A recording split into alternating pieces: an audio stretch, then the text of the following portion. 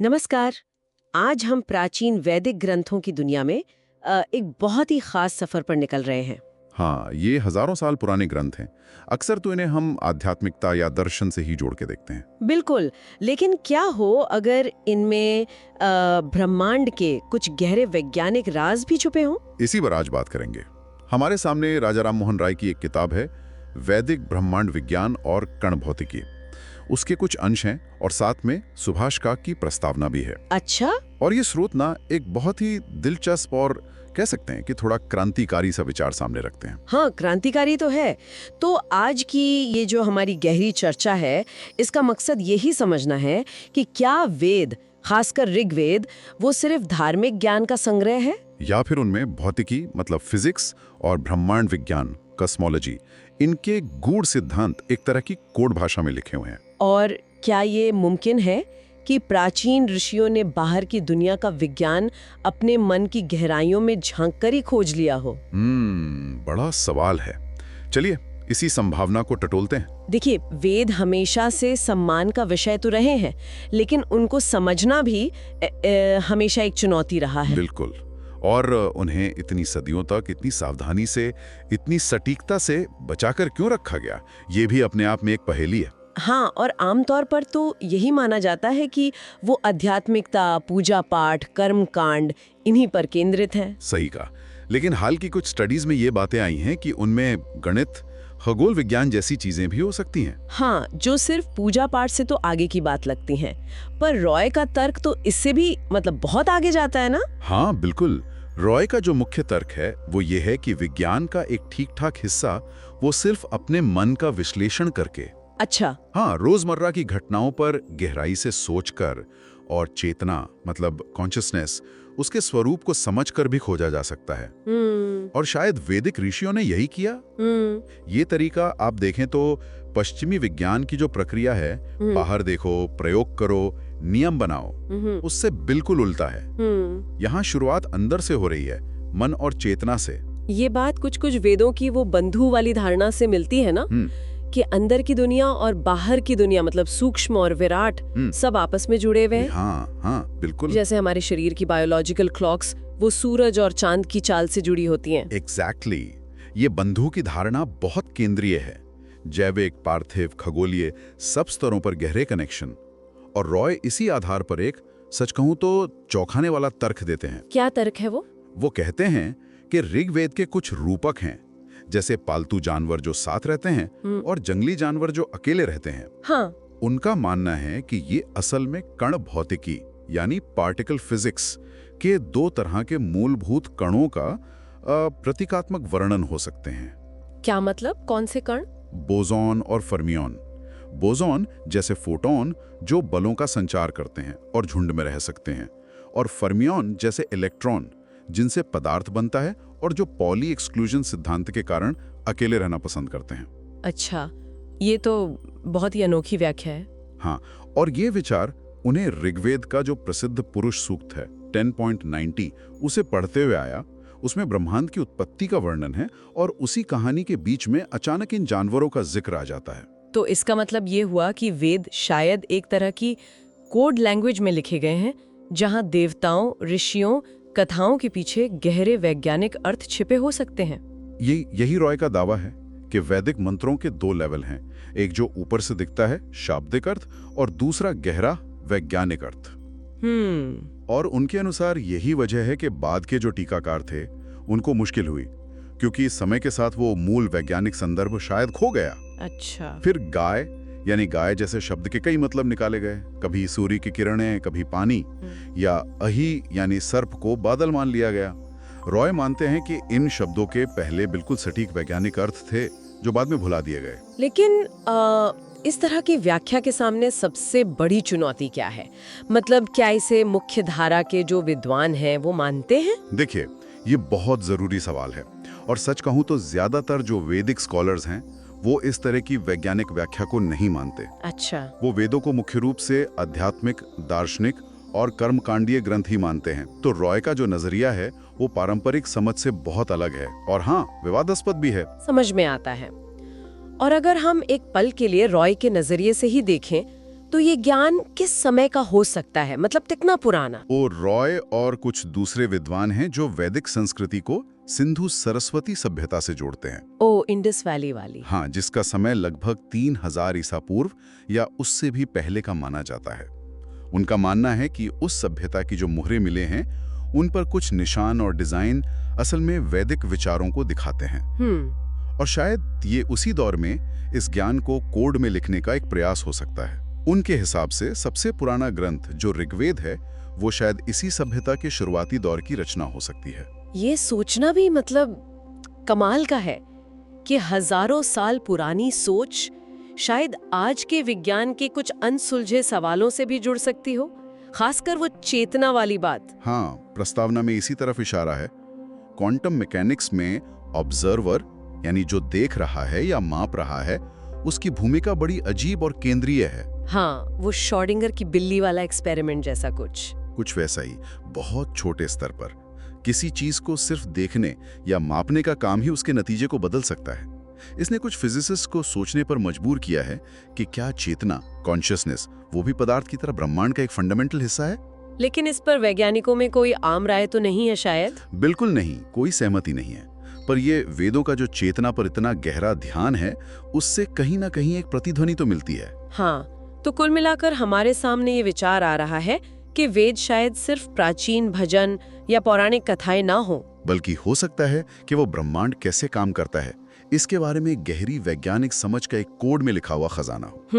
एक ऐसा विज्ञान जो बाहर के प्रयोगों से नहीं बल्कि चेतना की आंतरिक खोज से हासिल किया गया हो। ये वाकई जो स्थापित मान्यताएं हैं उनको एक बड़ी चुनौती देता है। हाँ, देता है। और ये हमें एक बहुत गहरे सवाल के पास लाकर खड़ा कर देता है। जैसा प्रस्तावना में भी पूछा गया है, क्या ये मुमकिन है कि भौतिकी के जो अंतिम नियम हैं, ब्रह्मांड की वो आखिरी किताब जिसे हम पढ़ना चाहते हैं, उसे बाहरी दुनिया के साथ साथ अपनी इंद्रियों और अपने मन की प्रकृति को समझकर भी पढ़ा जा सके? क्या प्राचीन ऋषियों ने हजारों साल पहले यही करने की कोशिश की थी? कौन जाने।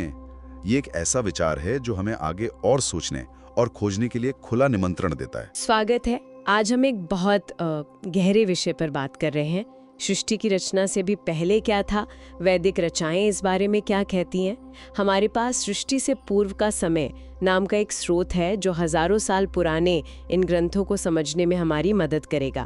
तो चलिए देखते हैं कि ये प्राचीन विचार उस अवस्था के बारे में क्या बताते हैं जब शायद समय भी नहीं था। जी, ये वाकई एक बहुत ही दिलचस्प सफर होने वाला है। ऋग्वेद जैसे ग्रंथ उस परम स्थिति को बताते हैं जब न कुछ प्रकट था न कुछ अप्रकट, बिल्कुल शून्य। स्रोत हमें सबसे पहले ऋग्वेद के मंत्र 10.121.1 की तरफ ले जाता है। यहाँ हिरण्यगर्भ का जिक्र है, मतलब स्वर्ण गर्भ। इसे सृष्टि से पहले का एकमात्र स्वामी कहा गया जिसे सब कुछ जन्मा। और हाँ, दिलचस्प बात यह है कि स्रोत कहता है यहाँ सोने का मतलब सिर्फ पीली धातु नहीं है। अच्छा, तो फिर क्या है? उसकी जो चमक है वो असल में ऊर्जा और बहुत ज्यादा तापमान का प्रतीक है।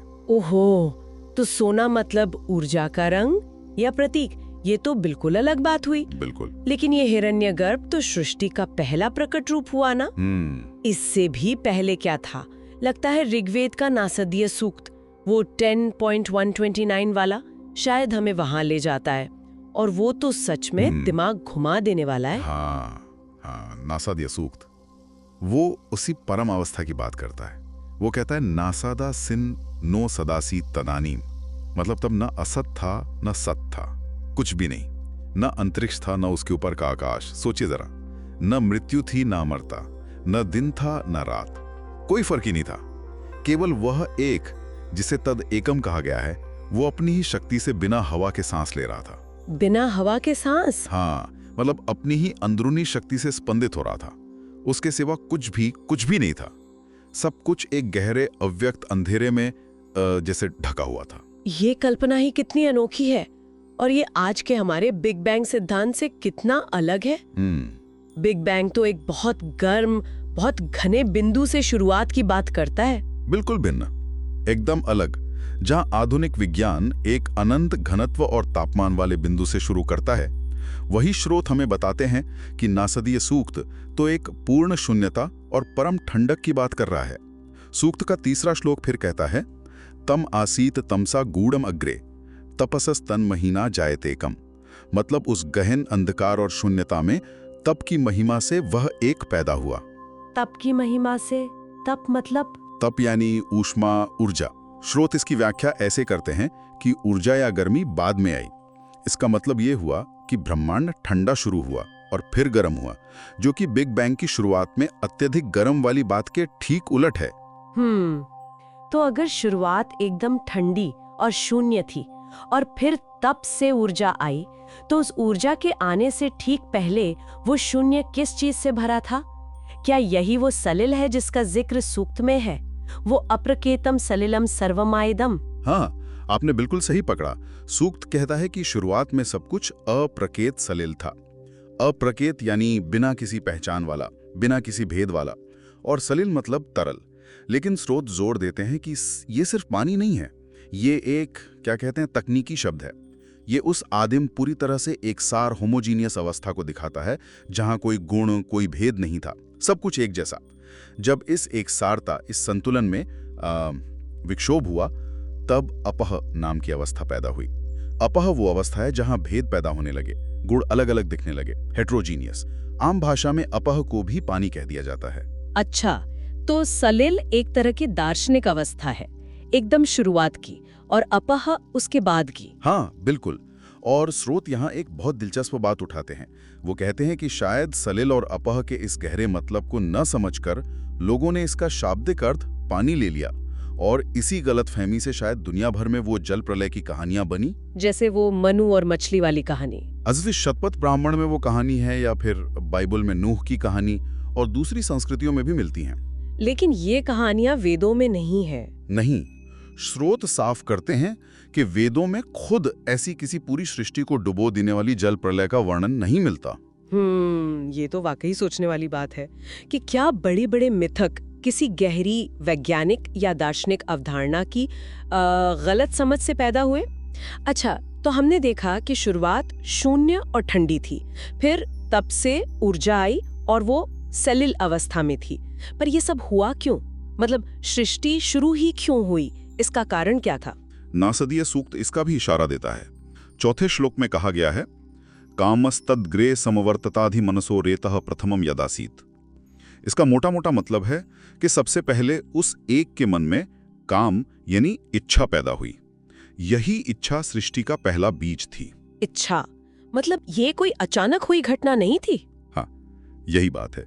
ये सृष्टि को एक अकस्मात या रैंडम घटना के बजाय एक सचेत, इच्छा से प्रेरित प्रक्रिया की तरह दिखाता है।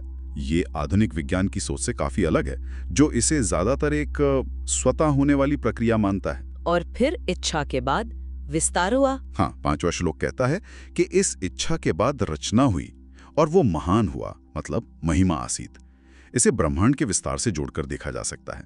तो विस्तार वाली बात तो आधुनिक विज्ञान से मिलती है, लेकिन कारण और शुरुआत की स्थिति बिल्कुल अलग है। जी, स्रोत बार बार यही बताते हैं कि शुरुआती अवस्था ठंडी बनाम गर्म और कारण इच्छा बनाम अकस्मात, ये वैदिक और आधुनिक विचारों में मुख्य अंतर हैं। और सूक्त आखिर में ये भी कहता है कि इस सब का जो अध्यक्ष है, जो इसे जानता है या शायद नहीं भी जानता, वो परम में व्योमन यानी परम आकाश, एक ऐसी जगह पर रहता है जो हमारी सोच और इंद्रियों से बहुत परे है। तो अगर हम आज की बातचीत को समेटें तो इन स्रोतों से कुछ मुख्य बातें निकलकर आ रही हैं। पहली तो ये कि वैदिक विचार सृष्टि की शुरुआत को बिग बैंग से बिल्कुल अलग एक परम शून्य और ठंडी अवस्था से देखते हैं। दूसरी, सलिल जैसे शब्द सिर्फ पानी नहीं बल्कि सृष्टि से पहले की एक बेहद गहरी अविभाजित अवस्था के प्रतीक है, और इनकी गलत व्याख्या से शायद जल प्रलय के मिथक बने। बिल्कुल। और तीसरी सबसे अहम बात शायद कि सृष्टि का कारण कोई रैंडम घटना नहीं बल्कि एक सचेत इच्छा है जो परम सत्ता के मन में उठी। एकदम सही कहा आपने। और ये सब जानकर हमारे सामने एक बहुत बड़ा सवाल खड़ा होता है, जिसका इशारा स्रोत भी करते हैं। क्या इन हजारों साल पुरानी ऋचाओं में ब्रह्मांड के बारे में कोई ऐसा ज्ञान छुपा है जिसे हम आज की वैज्ञानिक समझ से भी पूरी तरह पकड़ नहीं पाए?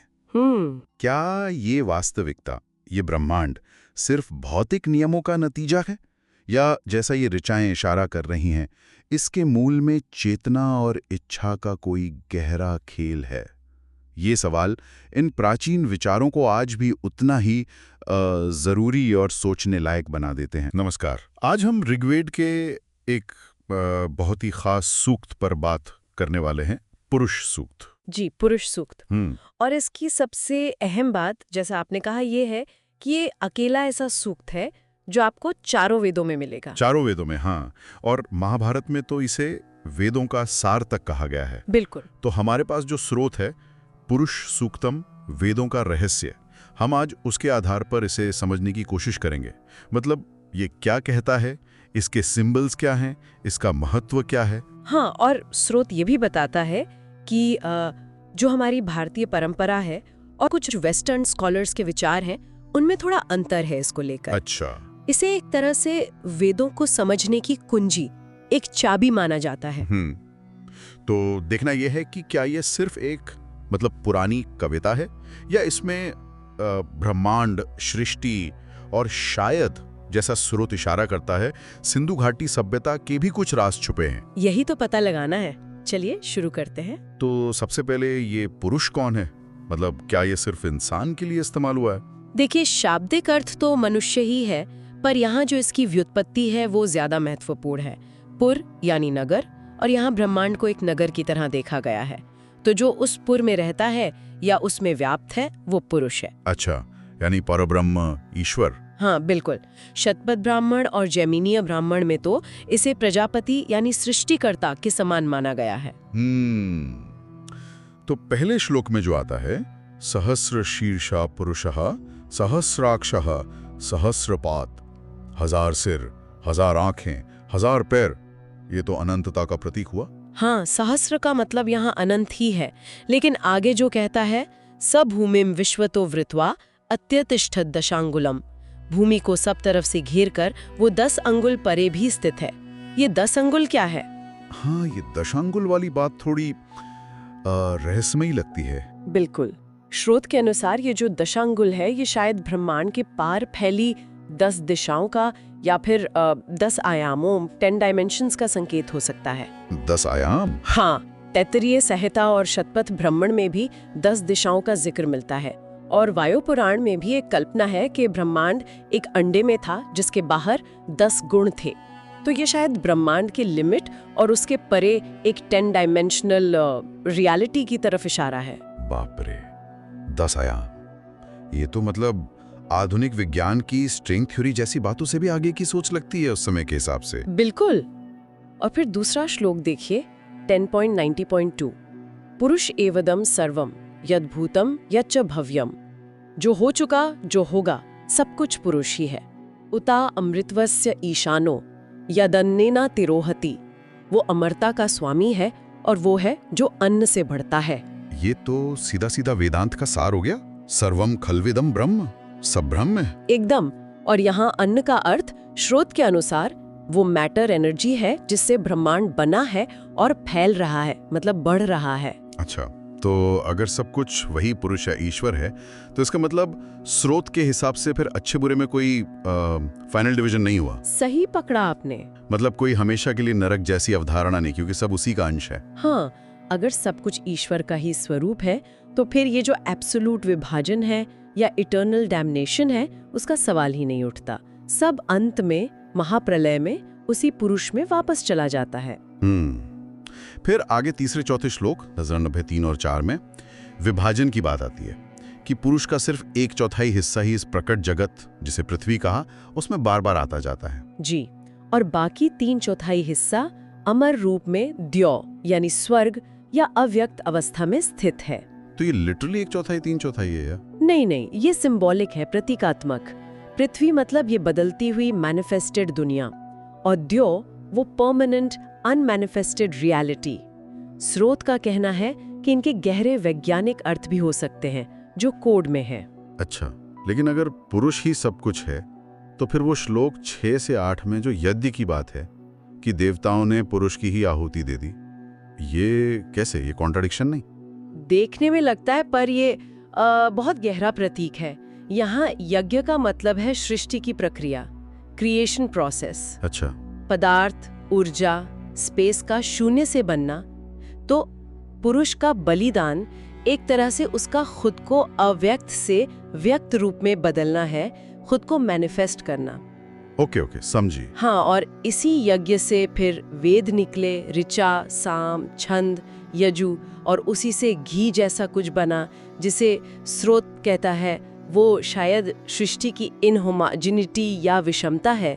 और 3 तरह के पशु बने जो शायद अलग अलग तरह के पार्टिकल्स के प्रतीक हो।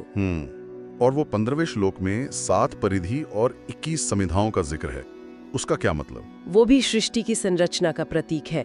3 लोक हैं, पृथ्वी, अंतरिक्ष, द्यौं। तो शायद उनके अनुरूप 7 बाड़ या घेरे, परिधि, और 3 गुणा 7 यानी 21 समिधाएं, यज्ञ की लकड़ियां। ये एक कॉस्मिक ऑर्डर को दिखाता है। आंख से सूर्य, मुख से इंद्र और अग्नि, प्राण से वायु। हाँ, नाभि से अंतरिक्ष, सिर से द्यौं, पैरों से भूमि, कानों से दिशाएं। ये तो बहुत काव्यात्मक है। बिल्कुल, ये अलंकारिक रूप से मेटाफोरिकली ये बता रहा है कि समाज हो या ब्रह्मांड, सब कुछ उसी एक परम सत्ता के अलग अलग अंग है, उसी की अभिव्यक्ति है। श्रोता इसे सेमिटिक धर्मों की उस धारणा से भी जोड़ता है कि ईश्वर ने मनुष्य को अपने स्वरूप में बनाया। हाँ, ये उसका भारतीय रूप है। हाँ, एक तरह से वही बात है। अच्छा, अब आते हैं उस बहुत ही दिलचस्प सवाल पर जो स्रोत उठाता है।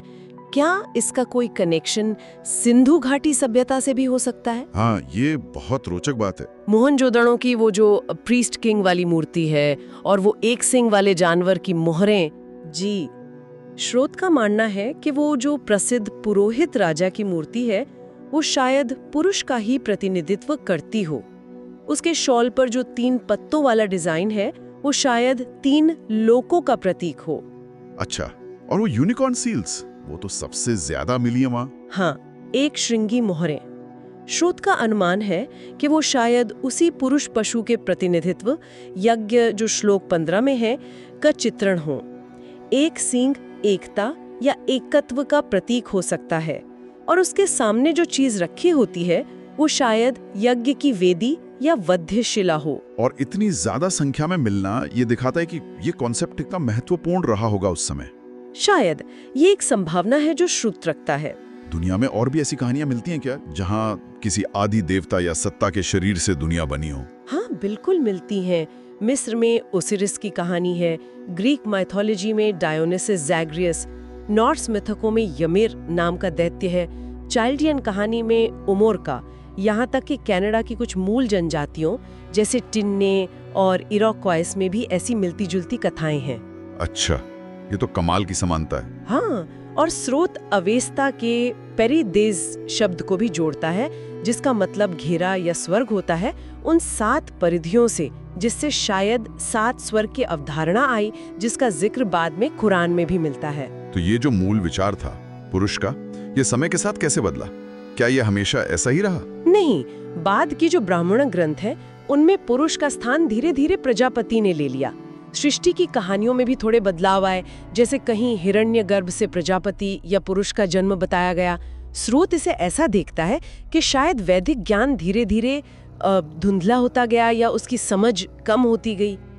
तो अगर हम इसे समेटें तो पुरुष सूक्त एक बहुत ही गहरी कॉस्मिक दृष्टि पेश करता है। 10 आयामों वाली एक रियलिटी की बात, यज्ञ यानी एक क्रिएटिव प्रोसेस से बनने वाला और फैलने वाला ब्रह्मांड। हाँ, और ये विचार कि ब्रह्मांड और समाज सब कुछ एक ही परम स्रोत की अभिव्यक्ति है, और साथ ही सिंधु घाटी सभ्यता से भी इसके तार जुड़ने की एक संभावना दिखती है। बिल्कुल। हाँ, और अंत में एक विचार जो स्रोत छोड़ता है और जो वाकई सोचने पर मजबूर करता है, वो ये कि उनके अनुसार वैदिक कॉस्मोलॉजी सृष्टि को शून्य मतलब एक वॉइड से उत्पन्न मानती थी, बिग बैंग की तरह नहीं कि पहले से मैटर एनर्जी थी। अच्छा, शून्य से। हाँ, अगर ये बात सही है तो फिर उस समय के लोगों की अस्तित्व की मौलिक प्रकृति मतलब फंडामेंटल नेचर ऑफ एग्जिस्टेंस के बारे में क्या समझ रही होगी? ये एक ऐसा सवाल है जो आगे की खोज के लिए कई दरवाजे खोल देता है। नमस्कार, आज हम एक बहुत ही दिलचस्प विषय पर बात करने वाले हैं जिसका जिक्र मिलता है ब्रह्मांडा, वेदों का ब्रह्मांड विज्ञान नाम के स्रोत में। नमस्कार। हाँ, काफी गहरा विषय है। बिल्कुल। हम कोशिश करेंगे समझने की कि हजारों साल पहले प्राचीन वैदिक ग्रंथों में ब्रह्मांड की उत्पत्ति, उसकी संरचना, इसको लेकर क्या सोच थी। और उसमें बहुत ही आकर्षक विचार है वो ब्रह्मांड का। हाँ वही, मतलब ब्रह्मांड को एक फैलते हुए अंडे के रूप में देखना। ब्रह्मांड, चलिए इसी से शुरू करते हैं। हाँ बिल्कुल। और देखिए, ये सिर्फ कोई पौराणिक कल्पना नहीं है। स्रोत के अनुसार इसके पीछे एक पूरी समझ है वैदिक ब्रह्मांड विज्ञान की। तो ये शब्द ब्रह्मांड ही काफी कुछ कहता है ना? आपने बताया ब्रह्म मतलब फैलना और अंड मतलब अंडा। सही। तो शाब्दिक अर्थ हुआ फैलता हुआ अंडा। और ये बात महत्वपूर्ण है कि ये सिर्फ अंडा नहीं है, ये फैल रहा है। ये इसे बाकी पुरानी सभ्यताओं से अलग करता है। हाँ, कई जगहों पर एक स्थिर ब्रह्मांड की कल्पना है, लेकिन यहाँ ये फैलाव, ये गति शुरू से ही है। और ये विचार शतपथ ब्राह्मण, वायु पुराण, मनुस्मृति, मत्स्य पुराण, इन सब में वो हिरण्यगर्भ यानी स्वर्ण अंडे वाली बात भी आती है। अच्छा, तो ये कोई एक दो जगह का विचार नहीं है? नहीं, ये काफी व्यापक लगता है। और स्रोत कहता है कि इस अंडे वाली बात के पीछे भी एक तर्क है, जिस पर हम शायद आगे आएं। ठीक है, तो ये फैलने वाला अंडा, लेकिन कहानी यहीं खत्म नहीं होती। ऋग्वेद में देवताओं के जन्म और एक मार्तंड की बात आती है। मंडल 10 सूक्त 72। हाँ, वही सूक्त। उसमें सृष्टि के बिल्कुल शुरुआती क्षणों का वर्णन है, जैसे ब्रह्मणस्पति ने सब कुछ गढ़ा। और एक बड़ी रहस्यमयी बात है कि अदिति से दक्ष जन्मे और दक्ष से अदिति। हाँ, ये तो काफी पहेली जैसा लगता है। और उसी में अदिति के 8वें पुत्र मार्तंड का जिक्र है, जिसे वो देवताओं के पास नहीं ले जाती, छोड़ देती हैं। क्यों? और ये मार्तंड क्या है? स्रोत इसकी व्याख्या करता है मृत अंड के रूप में। मार्तंड यानी मृत अंड। मृत अंड मतलब एक असफल कोशिश, एक फेल हुआ ब्रह्मांड। कुछ ऐसा ही, मतलब शायद एक ऐसा शुरुआती ब्रह्मांड जो बनने के बाद स्थिर नहीं हो पाया या शायद वापस सिकुड़ गया। ये सोचना भी अपने आप में बड़ी बात है कि शायद उन्होंने ये भी कल्पना की कि पहली कोशिश हमेशा सफल नहीं होती। ये तो सच में चौंकाने वाला विचार है। तो फिर क्या हुआ उस मार्तंड का? शतपथ ब्राह्मण में कथा है कि देवताओं ने मिलकर उसके अंगों को ठीक किया, उसे सुधारा, और तब वो बना विवस्वान। विवस्वान, और विवस्वान का क्या मतलब हुआ यहाँ? विवस्वान मतलब एक स्थिर, संतुलित ब्रह्मांड, वो रूप जिसमें जीवन पनप सके।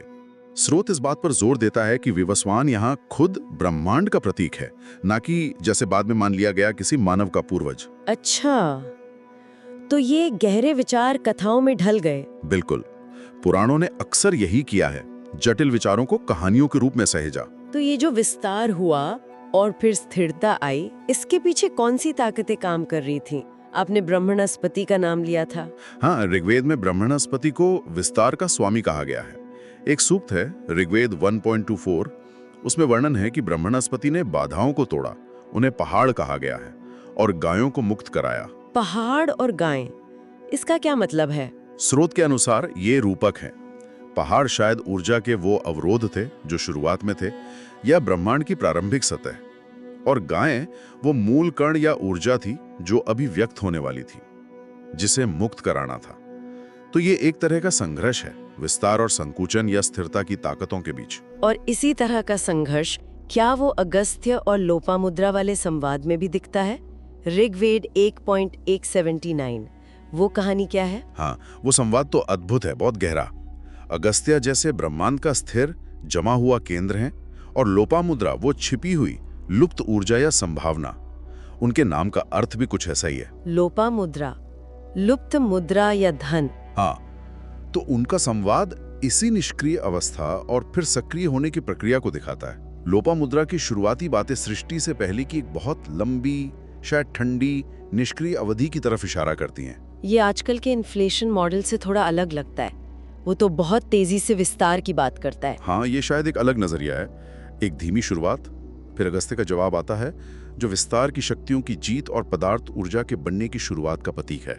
और उसमें वो 2 रंगों की संतान वाली बात। हाँ, वो बहुत दिलचस्प है। संवाद के आखिर में एक शिष्य का उल्लेख है जो 2 रंगों की संतानोत्पन्न करता है। स्रोत इसकी व्याख्या करता है पदार्थ और प्रतिपदार्थ, मैटर एंड एंटी मैटर के रूप में। सच में पदार्थ और प्रतिपदार्थ? हाँ, जैसे सृष्टि की शुरुआत में दोनों बने, लेकिन एक शायद पदार्थ जिसे श्वेत रंग से जुड़ा गया बच गया, और दूसरा प्रतिपदार्थ शायद काला रंग नष्ट हो गया या छिप गया। ये आज भी भौतिकी का बड़ा सवाल है कि ब्रह्मांड में पदार्थ ही क्यों ज्यादा है, प्रतिपदार्थ कहाँ गया। तो ये उसकी एक प्राचीन व्याख्या हो सकती है। कमाल है। तो अगर हम सब बातों को जोड़ें तो इस स्रोत के मुताबिक वैदिक विचार ब्रह्मांड को एक फैलते हुए अंडे यानी ब्रह्मांड के तौर पर देखते हैं। हाँ, जो शायद एक शुरुआती मृत अंडे मार्तंड की अवस्था से भी गुजरा, संभवतः। और फिर विस्तार की शक्तियां जैसे ब्रह्मस्पति और सृष्टि की प्रक्रिया जिसे अगस्त्य लोपामुद्रा संवाद जैसे रूपकों में दिखाया गया, उसमें पदार्थ और प्रतिपदार्थ बनने तक की कल्पना की गई। बिल्कुल, संक्षेप में यही मुख्य बातें हैं। और ये सच में सोचने वाली बात है ना हाँ बिल्कुल, कि कैसे ये प्राचीन ग्रंथ ब्रह्मांड की उत्पत्ति, उसकी संरचना के उन्हीं बुनियादी सवालों से जूझ रहे थे जिनसे आज विज्ञान जूझ रहा है। ब्रह्मांड कैसे बना, फैला कैसे, पदार्थ का क्या हुआ, और जिस तरह के रूपक इस्तेमाल किए गए, फैलता अंडा, मृत अंड, ऊर्जा के पहाड़, दो रंग की संतानें, ये भी अपने आप में गहरे हैं। हाँ, तो ये सोचना वाकई दिलचस्प है कि ये प्राचीन ढांचे जिन्हें हम शायद सिर्फ पौराणिक कथाएं समझते हैं, अगर उन्हें वैज्ञानिक रूपकों की तरह देखें तो वो हमारी आज की समझ से कहाँ तक मिलते हैं या शायद उसे चुनौती भी देते हैं। क्या इनमें आज के लिए भी कोई प्रेरणा छिपी हो सकती है? नमस्कार, आज हम एक बहुत ही दिलचस्प विषय पर बात करने वाले हैं, वैदिक ब्रह्मांड विज्ञान। जी। और इसके लिए हम ब्रह्मांड का किनारा और इंद्रवृत्त युद्ध नाम की किताब के कुछ हिस्सों को आधार बना रहे हैं। बिल्कुल। तो हम देखेंगे कि ये स्रोत ब्रह्मांड की सीमा और दो खास शक्तियों के बारे में क्या कहता है। इंद्र जो विस्तार की शक्ति है, हाँ, और वृत्र जो संकुचन की शक्ति, इनके बीच एक लौकिक युद्ध की बात है इसमें। जी, और हमारा मकसद यही है कि इस प्राचीन नजरिए को और इसकी जो व्याख्याएं दी गई हैं उन्हें समझने की कोशिश करें। हाँ, क्योंकि ये स्रोत कहता है कि वैदिक ब्रह्मांड अंडे जैसा है, उसकी एक सीमा है। ये आजकल के बिग बैंग सिद्धांत से तो काफी अलग लगता है। बिल्कुल अलग। और देखिए, ये समझना बहुत जरूरी है, जैसा स्रोत कहता है कि ये सिर्फ कोई कहानी नहीं है, मतलब पौराणिक कथावर नहीं। अच्छा। हाँ, बल्कि ब्रह्मांड की जो बनावट है वो कैसे काम करता है उसका एक, कह सकते हैं, रूपक विवरण है, कोडेड भाषा में। ओके। और इस नजरिए में ब्रह्मांड की यही जो कल्पित सीमा है वही रणभूमि है जहाँ ये लड़ाई चल रही है। हाँ, विस्तार और संकुचन की। हाँ, लगातार विस्तार और संकुचन की ताकतों के बीच। तो इंद्र के बारे में स्रोत क्या कहता है? विस्तार की मुख्य शक्ति। जी, इंद्र, उन्हें पुरंदर भी कहा गया है। पुरंदर यानी किलों को तोड़ने वाला। हाँ, या शायद ब्रह्मांड को ही तोड़ने वाला, खोलने वाला, विस्तार देने वाला। और दूसरी तरफ वृत्र। वृत्र नाम का मतलब ही है ढकने वाला, घेरने वाला। ये संकुचन की शक्ति है। तैत्तिरीय संहिता में जिक्र आता है कि वृत्र ने तीनों लोकों को ढक लिया था। तीनों लोकों को? हाँ, और ऋग्वेद कहता है वृत्र अंतरिक्ष में बहुत ऊपर था। वाह। ऋग्वेद का जो पहला मंडल है उसका 32वां सूक्त, उसमें इस युद्ध का बड़ा जबरदस्त वर्णन है। क्या बताया है उसमें? बताया है कि कैसे इंद्र अपने वज्र से, वो वज्र जिसे त्वष्टा ने बनाया था, हाँ, उससे सर्परूपी वृत्र का वध करते हैं। सर्परूपी? हाँ, और जैसे ही वृत्र मारा जाता है जल बहने लगता है। ऋग्वेद उन्हें गाय की तरह आवाज करती हुई कहता है। अच्छा। और वृत्र जो बिना पैरों और हाथों के लड़ता है वो हार जाता है, उसके टुकड़े पृथ्वी पर बिखर जाते हैं। बिना पैरों और हाथों के?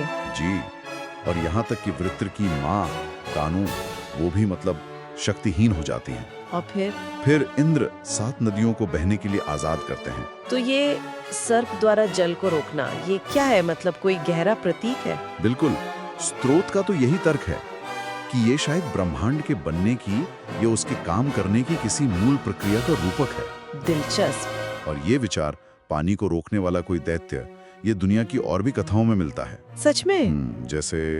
जैसे कुछ अमेरिकी आदिवासी हैं अल्गोनकिन, या ऑस्ट्रेलियाई आदिवासी अंडमान द्वीपवासी, उनकी कहानियों में एक विशाल मेढक सारा पानी पी लेता है। मेढक?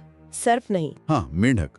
तो स्रोत का मानना है कि ये कहानियां भी शायद हो सकता है इसी मूल वैदिक इंद्र वृत्र युद्ध वाले विचार से ही निकली हों, बस समय के साथ सर्प की जगह मेढक ने ले ली। चलिए अब थोड़ा विज्ञान वाले पहलू पर आते हैं जो किताब में है। स्रोत ने, मतलब लेखक ने, इन शक्तियों को आधुनिक विज्ञान से जोड़ने की कोशिश की है। जी। इंद्र की पहचान की है इलेक्ट्रिक फोर्स से, विद्युत बल से। हाँ, और इसका तर्क क्या दिया है? तर्क ये है कि ये लंबी दूरी का बल है और ये आकर्षक भी हो सकता है, प्रतिकारक भी।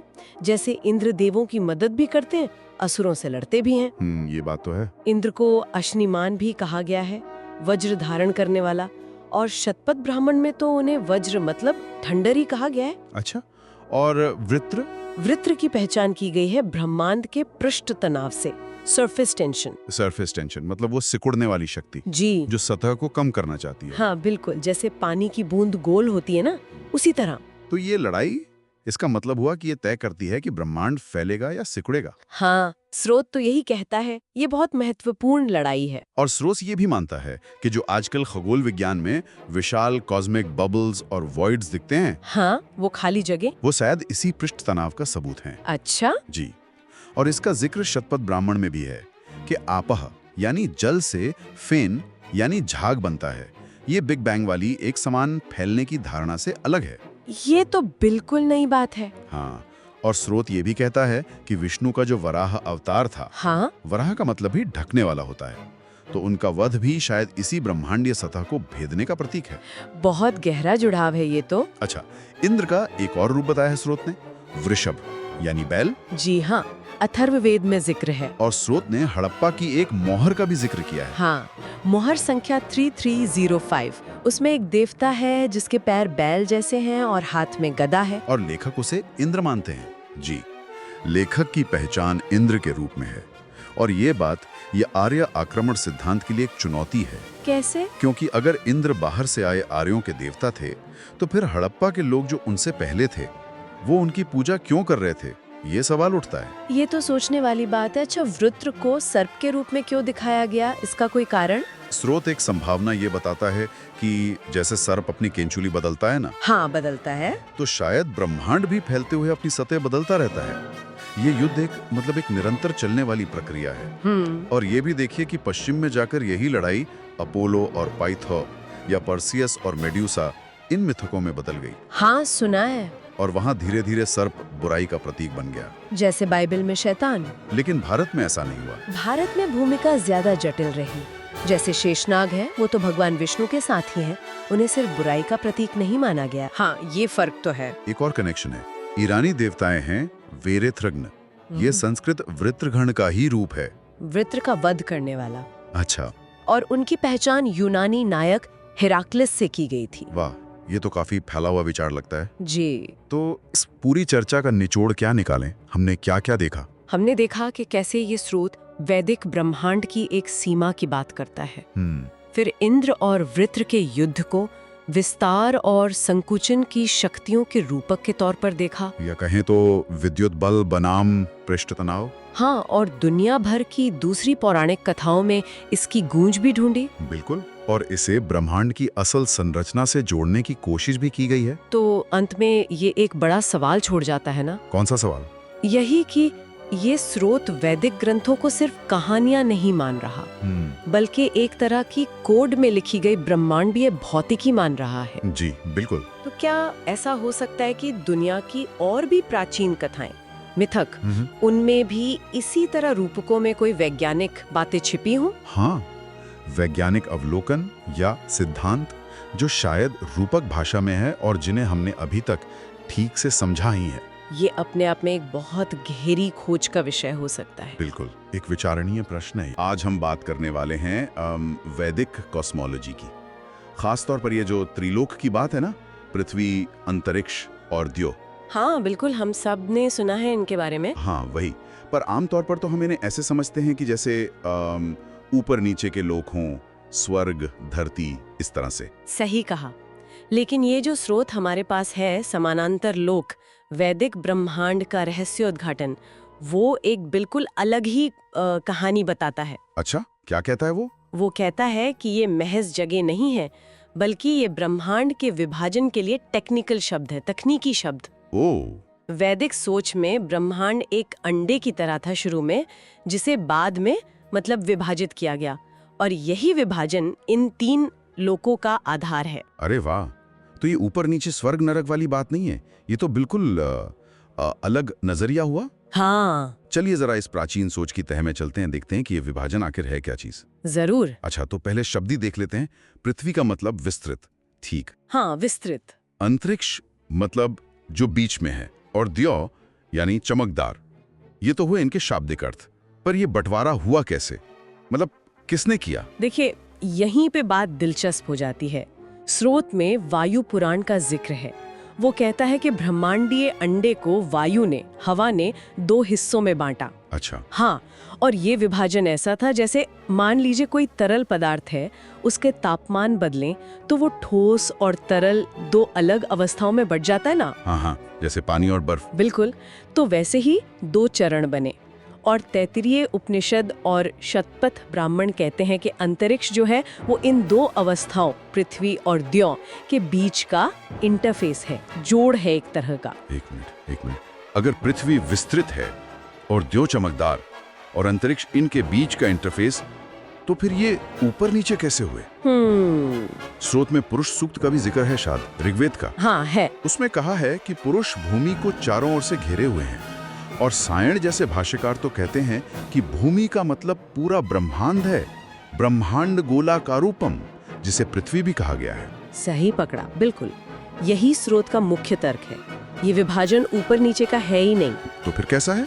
ये एक जटिल, आपस में गुंथा हुआ जाल जैसा है, जिसे माया जाल कहा गया, और ये पूरे ब्रह्मांड में फैला है। माया जाल?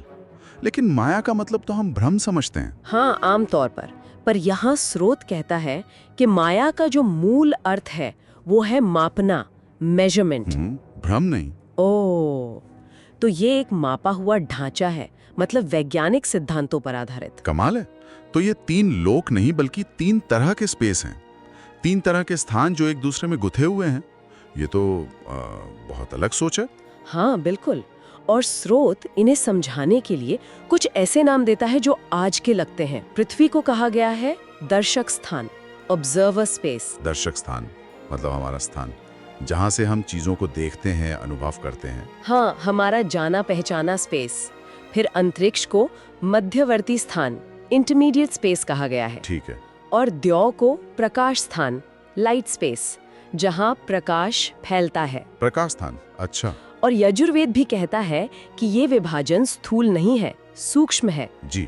शायद इसीलिए वो जो 5 कोशों की बात आती है, अन्नमय, प्राणमय, हाँ, मनोमय, विज्ञानमय, आनंदमय। हाँ, वो शायद अवलोकन के, मतलब देखने के अलग अलग सूक्ष्म स्तरों से जुड़े हों। ये तो बहुत गहरा होता जा रहा है। और आपने विष्णु के 3 कदमों की बात की थी। हाँ, अब देखिए मजेदार कनेक्शन। इसी विभाजन को विष्णु के उन प्रसिद्ध 3 कदमों से जोड़ा गया है। अच्छा। विष्णु शब्द का अर्थ ही है प्रवेश करने वाला या सब में व्याप्त होने वाला।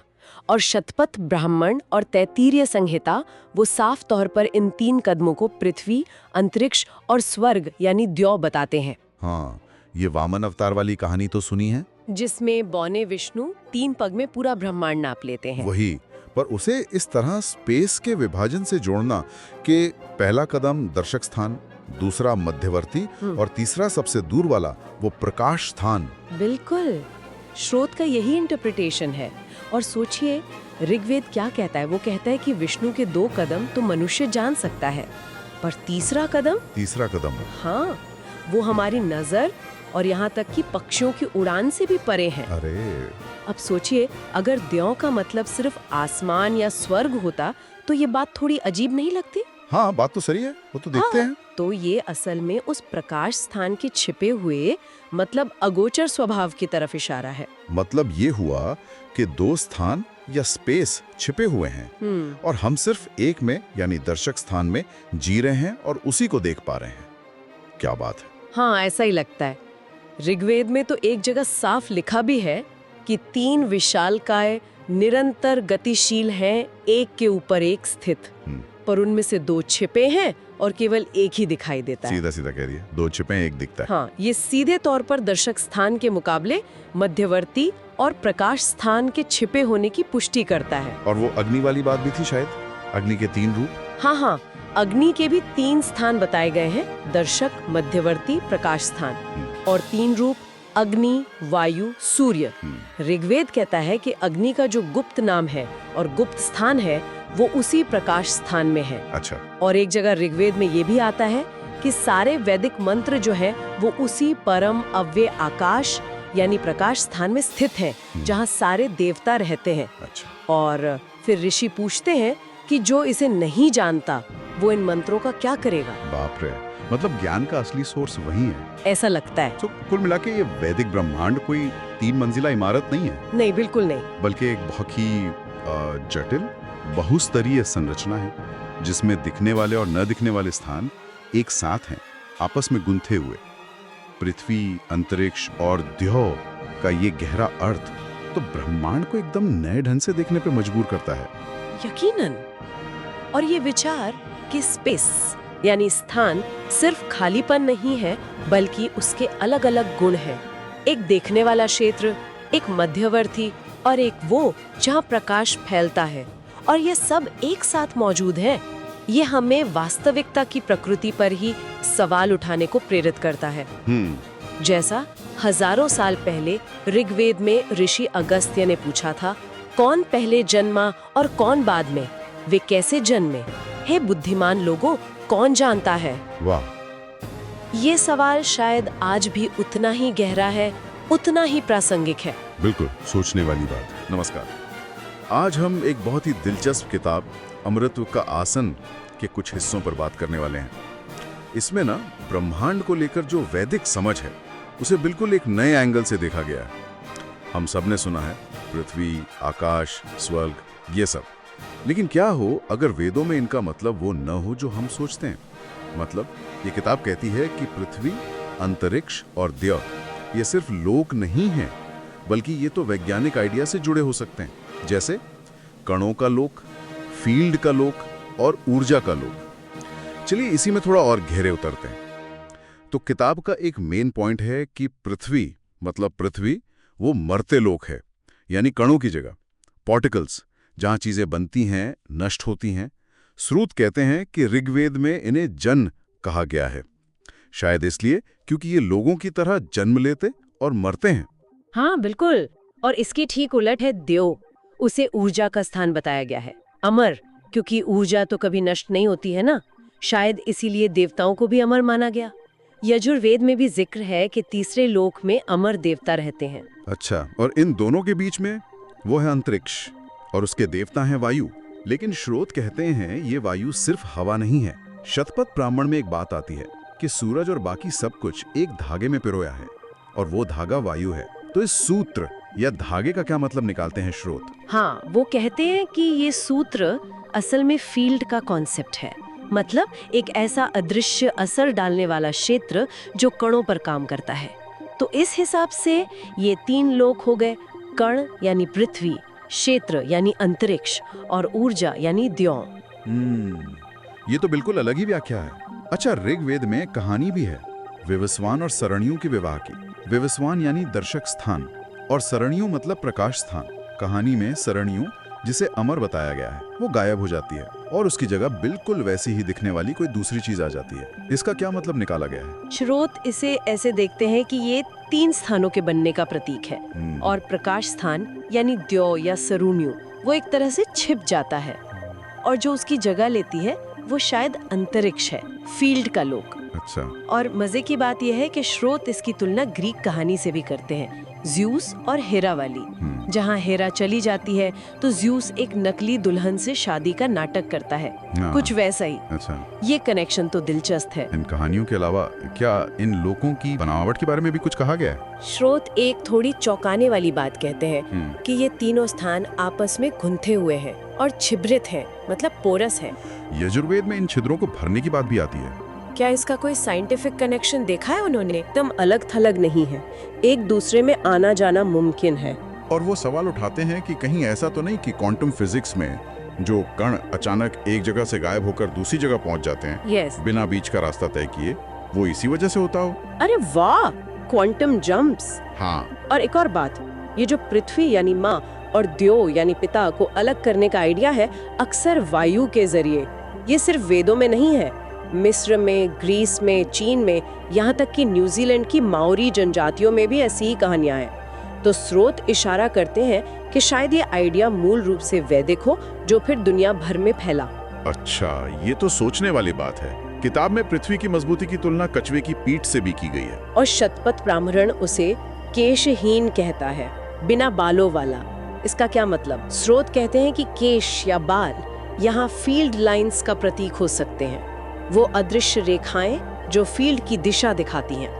अब क्योंकि ये फील्ड लाइंस तो अंतरिक्ष यानी वायु के लोक की खासियत है, पृथ्वी की नहीं, इसलिए पृथ्वी केशहीन है, कणों का लोक जो ठहरा। और पृथ्वी की इसी मजबूती या स्थिरता की शायद गलत व्याख्या से बाद में वो भू केंद्रीय मॉडल वाला विचार आया हो कि पृथ्वी स्थिर है और सब कुछ उसके चक्कर लगाता है। कुछ सेमेटिक ग्रंथों में भी पृथ्वी की स्थिरता की बात है। तो क्या मतलब ये पुराने ग्रंथ अनजाने में मॉडर्न फिजिक्स की बातें कर रहे थे? स्रोत तो ये भी बताते हैं कि ब्रह्मांड के बाहर 10 आयाम हैं और अंदर इन तीनों स्थानों में से हर एक के 7 मुड़े हुए आयाम हैं। ऋग्वेद में सप्त परिधि और त्रिसप्त समिधा का जिक्र है, 7 घेरे और 3 गुना 7 ईंधन की लकड़ी। हाँ, किताब का तर्क है कि ये आज की सुपर स्पेस थ्योरी और स्ट्रिंग थ्योरी से बहुत मिलता जुलता है। ये थ्योरीज भी तो यही कहती है ना कि हमारे जाने पहचाने आयामों के अलावा और भी बहुत से मुड़े हुए छिपे हुए आयाम हैं। स्रोत तो यहाँ तक कहते हैं कि शायद शादी में अग्नि के 7 फेरे इन्हीं 7 मुड़े हुए आयामों का प्रतीक हो। 7 फेरे, ये तो बिल्कुल नया कनेक्शन है। और उन्हें समिधा यानी ईंधन कहना ये दिखाता है कि उनमें ऊर्जा है। और डार्क मैटर के बारे में क्या इस पर भी कुछ है? ऋग्वेद कहता है कि जो भी जन्मा है वो पुरुष का सिर्फ 1/4 है, 3/4 तो स्वर्ग में अमर है। क्या इसका मतलब हुआ कि 75% यूनिवर्स छिपा हुआ है, ऊर्जा या मैटर? एग्जैक्टली। स्रोत इसे सीधे सीधे आज की एस्ट्रोनॉमी की सबसे बड़ी पहेली डार्क मैटर और डार्क एनर्जी से जोड़ते हैं। आज साइंटिस्ट भी तो यही मानते हैं कि यूनिवर्स का लगभग 70 से 80% हिस्सा ऐसा है जिसे हम देख नहीं सकते, अदृश्य है। स्रोत कहते हैं ये सिर्फ इत्तेफाक नहीं है, ये ब्रह्मांड की एक गहरी समझ को दिखाता है। ऋग्वेद में वाणी यानी स्पीच का भी एक रूपक है कि वाणी के 4 हिस्से हैं, 3 छिपे हैं, सिर्फ चौथा हिस्सा ही बोला जाता है। हाँ, ये भी उसी छिपे हुए बहुमत वाली बात को पक्का करता है। तो ये स्रोत वाकई एक गहरा सवाल उठा रहे हैं। क्या हमारे प्राचीन वैदिक ग्रंथों में ब्रह्मांड की बनावट, आयाम, यहाँ तक कि डार्क मैटर जैसी चीजों के बीच छिपे थे, जिन्हें हम अब जाकर समझना शुरू कर रहे हैं? ये निश्चित रूप से एक अलग नजरिया तो देता ही है कि पृथ्वी, अंतरिक्ष और द्यौ ये सिर्फ पौराणिक लोक न होकर शायद पदार्थ, क्षेत्र और ऊर्जा की परतें हों। कणों का बनना मिटना पृथ्वी है, ऊर्जा की अमरता द्यौ है और उन्हें जोड़ने वाला फील्ड अंतरिक्ष है।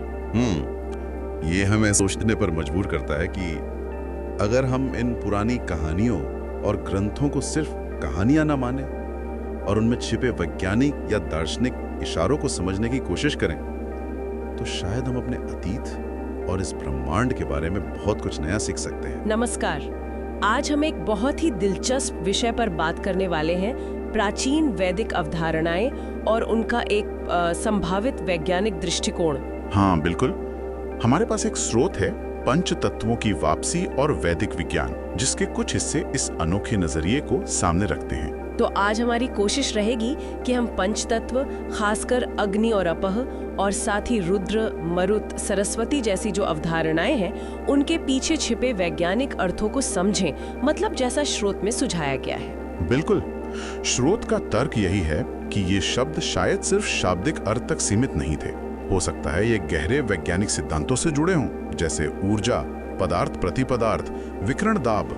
अच्छा, तो ये एक तरह से कोडेड भाषा हो सकती है? हाँ, कह सकते हैं। स्रोत वैदिक ऋचाओं और पौराणिक कथाओं को जैसे ब्रह्मांड विज्ञान की तरह पढ़ता है, जहाँ देवता और तत्व असल में ब्रह्मांडीय शक्तियों और प्रक्रियाओं के प्रतीक हैं। चलिए इसे खोलते हैं फिर। शुरुआत पंच तत्वों से करते हैं। पृथ्वी, अपा, द्यौ, अग्नि, वायु। स्रोत कहता है ये यूनानी 4 तत्वों से अलग है। हाँ, क्योंकि इसमें द्यौ यानी आकाश, स्पेस, वो भी शामिल है। एक अहम फर्क है। और अग्नि, इसे तो हम आग समझते हैं। हाँ, पर स्रोत के अनुसार ये सिर्फ आग नहीं बल्कि ऊर्जा का प्रतीक है। ऋग्वेद में इसके 3 रूप भी बताए गए हैं, है ना? हाँ, मैंने पढ़ा था। अग्नि पदार्थ लोक में, वायु मध्य लोक में और सूर्य प्रकाश लोक में। बिल्कुल, और दिलचस्प बात यह कि स्रोत इसका संबंध लैटिन शब्द इग्निस से भी जोड़ता है। अच्छा। लेकिन जो सबसे चौंकाने वाली व्याख्या मैंने देखी वो अपह की है, जिसे हम आमतौर पर पानी या जल समझते हैं। हाँ, ये वाकई काफी अलग नजरिया है। स्रोत के अनुसार अपा सिर्फ पानी नहीं बल्कि ब्रह्मांड में फैला हुआ पदार्थ और प्रतिपदार्थ का शुरुआती मिश्रण है। पदार्थ और प्रतिपदार्थ, मतलब मैटर एंटी मैटर। जी हाँ, हर कण का एक उल्टा कण, और अपह शायद इन दोनों के मूल मिश्रण, या वो जो सलिल कहा गया है, अविभेदित मौलिक तरल, उससे उत्पन्न हुआ है। तो फिर वो पहेली जल में अग्नि या अपह में अग्नि, उसका क्या मतलब हुआ इस नजरिए से? उसका मतलब हुआ पदार्थ प्रतिपदार्थ के इस मिश्रण में ऊर्जा का होना, अपह में अग्नि। और स्रोत इसके लिए पद्म पुराण की एक कथा का भी हवाला देता है, विष्णु के तीसरे पद से गंगा का उतरना। हाँ बिल्कुल वही। स्रोत उसे पदार्थ और प्रतिपदार्थ के ब्रह्मांड में फैलने या प्रवेश करने के प्रतीक के तौर पर देखता है। ये मानना कि प्राचीन ऋषियों को पदार्थ प्रतिपदार्थ जैसी आधुनिक अवधारणाओं का अंदाजा था, ये तो बहुत बड़ी बात लगती है। इसका आधार क्या देता है स्रोत? देखिए, स्रोत मुख्य रूप से ऋचाओं और प्रतीकों की एक अलग तरह से व्याख्या कर रहा है। वो तर्क दे रहा है कि सलिल जैसे शब्द शायद उस शुरुआती अवस्था को दर्शाते हैं जो बिग बैंग के बाद की स्थिति जैसी है। ये सीधा सीधा नहीं लिखा जाहिर है, पर स्रोत इन शब्दों और कथाओं में वो संकेत ढूंढ रहा है। ठीक है, तो अगर आप पदार्थ प्रतिपदार्थ का मिश्रण है, तो जब ये मिलते हैं या नष्ट होते हैं तब क्या होता है? शायद यहीं रुद्र और मरुतों का जिक्र आता है। बिल्कुल सही पकड़ा आपने। स्रोत के अनुसार रुद्र वही है जो पदार्थ प्रतिपदार्थ के विनाश से पैदा होता है, यानी तीव्र विकिरण, रेडिएशन। रुद्र का मतलब रुलाने वाला भी होता है ना? हाँ, और स्रोत उसे उस विकिरण की तेज भेदने वाली चमक से जोड़ता है, और बाद में यही विनाशकारी शक्ति हम जानते हैं शिव के रूप में विकसित हुई। और मरुत, उन्हें रुद्र का पुत्र कहा गया है। उन्हें स्रोत देखता है विकिरण दाब के तौर पर, रेडिएशन प्रेशर। जैसे विकिरण दबाव डालता है वैसे ही मरुत। स्रोत कहता है कि ये मरुत इंद्र की मदद करते हैं। इंद्र यानी विद्युत चुंबकीय बल। हाँ, स्रोत इंद्र को विद्युत बल का प्रतीक मानता है, और मरुत विकिरण दाब इंद्र की मदद करते हैं ब्रह्मांड को फैलाने में, जिसे वृत्रवध की कथा में दर्शाया गया है। और उनकी संख्या 49 बताई गई है, 7 गुणा 7। इसका भी कोई मतलब है? हाँ, स्रोत इसे अंतरिक्ष के 7 आयामों से जोड़ता है। तर्क ये है कि भौतिकी में एक स्ट्रेस टेंसर होता है जो बलों और दबावों को दिखाता है, और 7 आयामों में उसके भी करीब इतने ही स्वतंत्र घटक होते हैं। तो ये संख्या महज संयोग नहीं, शायद गहरे ज्ञान का संकेत है। और ये भी कि सभी मरुतों की उम्र समान बताई गई है, जिसका मतलब हो सकता है कि दाब हर दिशा में बराबर है। वाह, 7 आयाम, ये तो काफी जटिल है। अच्छा, अब सरस्वती की बात करते हैं। उन्हें हम ज्ञान की देवी और एक नदी के रूप में जानते हैं। यहाँ क्या अलग है? स्रोत सरस्वती को नदी या देवी से कहीं आगे ले जाता है। उनके अनुसार सरस्वती पदार्थ और ऊर्जा के प्रवाह का प्रतीक है, खासकर अंतरिक्ष में, मतलब पृथ्वी और द्यों के बीच के स्थान में। वो त्रयी का हिस्सा भी है ना? इला, सरस्वती, भारती। बिल्कुल। इला पृथ्वी, सरस्वती अंतरिक्ष और भारती द्यों। स्रोत सरस्वती का संबंध वाक यानी वाणी से भी जोड़ता है, जिसे वो ब्रह्मांड की कुल ऊर्जा द्रव्यमान का प्रतीक मानता है, जिसका करीब 75% हिस्सा अदृश्य है और बस 25% हमें दिखता है। तो फिर सरस्वती के वर्णन में 7 बहनें या लौहगढ़ जैसी बातें आती हैं, उनका क्या? स्रोत के हिसाब से 7 बहनें शायद अंतरिक्ष के वो 7 आयाम हैं जिनमें ये पदार्थ ऊर्जा बहती है, सिर्फ 7 नदियां नहीं। और लौहगढ़ शायद ये उस प्रवाह के चुंबकीय गुणों की तरफ इशारा है। दिलचस्प। हाँ, और एक बहुत महत्वपूर्ण बात, ऋग्वेद में एक जगह 7.952 सरस्वती समुद्र से बहती हुई बताई गई है, समुद्र में गिरती हुई नहीं। स्रोत कहता है ये इस गैर भौगोलिक प्रतीकात्मक व्याख्या को और पुख्ता करता है। कुल मिलाकर वेद की नदियां शायद 3 लोकों और 7 आयामों में ऊर्जा पदार्थ के 21 मुख्य प्रवाहों का प्रतीक हैं। तो अगर हम सार निकालें, ये स्रोत एक तरह से कह रहा है कि वैदिक अवधारणाएं सिर्फ पौराणिक कथाएं नहीं, बल्कि एक कूटबद्ध वैज्ञानिक भाषा हो सकती है, ब्रह्मांड का वर्णन करने वाली भाषा। हाँ, अग्नि ऊर्जा है, अपह पदार्थ प्रतिपदार्थ का मूल मिश्रण, रुद्र विनाश से उत्पन्न विकिरण, मरुत उसी विकिरण का दबाव, और सरस्वती पदार्थ ऊर्जा का विभिन्न आयामों में प्रवाह। बिल्कुल।